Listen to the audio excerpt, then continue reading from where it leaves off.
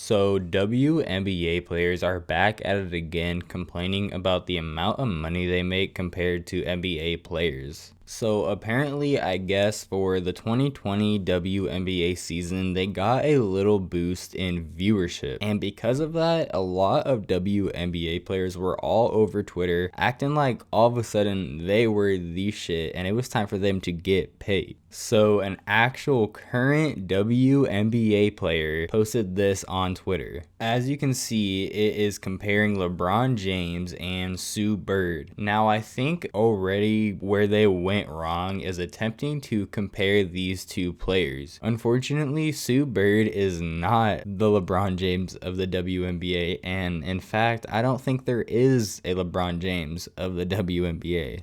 But nonetheless, we'll take a look at it. So as you can see, 17 seasons in the respected leagues. Both have won 4 championships in their own leagues. But where you see a difference is in the 2020 salary. So for the 2020 NBA season, LeBron James earned $37.4 million, where Sue Bird only earned $215,000 for the 2020 WNBA season. Which I don't know if you guys were aware of this, but $215,000 a year is absolutely all you should need to live a very, very comfortable life. If you're smart, $215,000 a year will easily turn into $30 million within just a few years. But there is one very simple answer for why Sue Bird is not making as much money as LeBron James, and that's simply because the WNBA is barely even making as much money as LeBron James. As a matter of fact, the WNBA was losing profit for a little over 20 years. As a matter of fact, if it wasn't for the NBA, the WNBA would have folded 20 years ago. So if it wasn't for the NBA, Sue Bird would not be making $200,000 a year. She would either have to get a normal 9-to-5 or go play basketball overseas.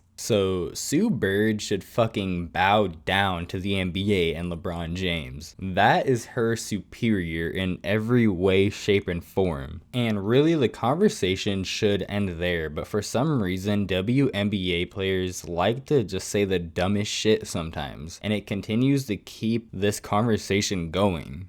So with this being a big topic right now, Sue Bird was actually asked why she thinks that the WNBA does not get very much viewership, and she had to have had the absolute worst answer I could have possibly seen. She said, it's 70 to 80% black women, a lot of gay women. We're tall, we're big, and I think there's just maybe an intimidation factor with that. People are so quick to talk about it, judge it, put it down, and soccer, you just don't see that based on how they look. What?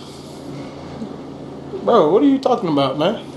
I was stunned when I read this. She hit me with the COD 4 stun grenade, no tack mask. I could not believe my eyes. No one has ever sat down, turned on a WNBA game, looked at the screen and said, oh my god, look at all these tall gay black women. I'm intimidated. I don't want to watch this. Like, what? It's very clear that you're delusional by the fact that the product that you're putting out on the court is shit, and nobody wants to watch it because of that. So you seem to be looking around for any other reason that people aren't watching you besides the fact that you fucking suck at basketball. Since she led her comment with it's 70 to 80% black women, I'm gonna assume that's the first thing that comes to mind when that subject comes up. So I thought, let's go ahead and take a look at the NBA, the league that is helping the WNBA stay afloat. As you can see, the NBA in 2015 was composed of 74.4% of black players. Though that was 5 years ago, I'm certain if you found statistics from 2020 or 2019, it would be very close to the same number. Then I thought, well, let's take a look at the NFL. Maybe the NBA and the WNBA are just one-off thing, right? But as you can see, 67% of NFL players are African American, meaning being African American has absolutely nothing to do with why people will or will not watch you play a sport. Being a woman has absolutely nothing to do with why or why not someone will watch you playing a sport.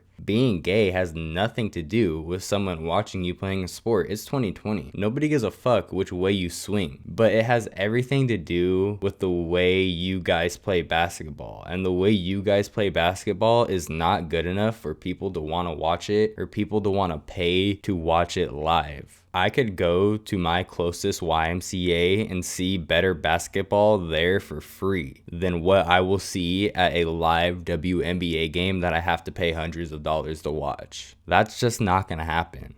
That is not the first time that a WNBA player has said something absolutely ridiculous, though I don't think anyone has ever said something as negligent as what Sue Bird said in that article. But remember when Brittany Griner said that she could body up DeMarcus Cousins in an interview even though she's 6'8" and can't even dunk a basketball? We'll give her another shot. Hang on, just we'll give her another shot. I don't even think I can touch the bottom of the net. All right, give us a good one. Here it comes, Brittany Griner again. Yeah, lace up the shoes, get them all ready. It's like back in the day with the D Brown Reebok pumps. You got to pump them up a little bit. Pump them up a little bit, right? Yeah. It's the pressure we put you on the spot. You put me on the spot. These WNBA players really do it to themselves. This conversation, like I said earlier in the video, would not even be happening if it wasn't for the WNBA players making it happen. We wouldn't be making fun of the WNBA players if they didn't say such stupid shit, but for some reason they continue to do it. There is no rule in the NBA stopping a female from actually going into the NBA and competing. The reason that no female has done it up to this point is because they can't. The best female basketball player in the world would have a very, very low chance of making an NBA roster. And they know that. So that's why they stay in their little corner of the WNBA, where it's not nearly as competitive as the NBA. That's it, y'all. Drop a like for the algorithm. I'll see you guys in the next one. Peace.